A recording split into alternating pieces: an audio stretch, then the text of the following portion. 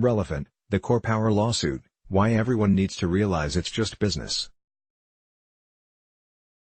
The New York Times published an article on April 6 about CorePower Yoga, their training program, and many, of the students affected by their methods for getting more people to pay for yoga teacher trainings. In light of this controversy and lawsuit regarding the uptick in yoga teacher trainings and the recruitment of participants, it's important to look at this from another perspective.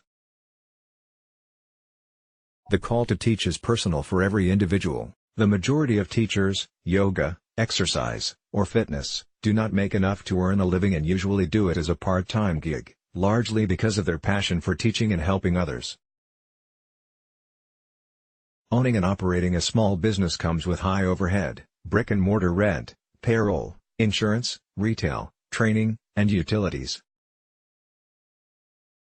It requires finesse to create an environment in which the teachers feel supported and the clients feel seen, heard, valued, and appreciated. Though offering training at a cost can help to raise a company's bottom line, decisions need to be made on the why for teacher training, money, or fostering qualified, passionate leaders to create higher standards of service.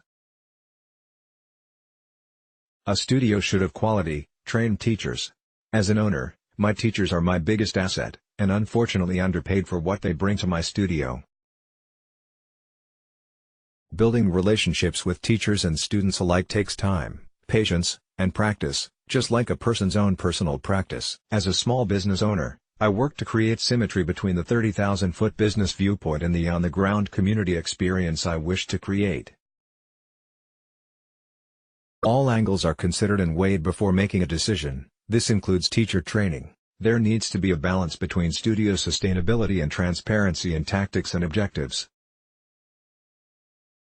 I believe that if a company, or person, is approaching people during an individual's practice, they are violating the sanctity of a safe place, a place where people go to explore their own stuff and are raw. Obviously, this can be a calculated attempt at getting sales. If you are approached to enroll in some sort of teacher training program, ask questions and evaluate if your inner ego is being fed by an offer given to you during a vulnerable time.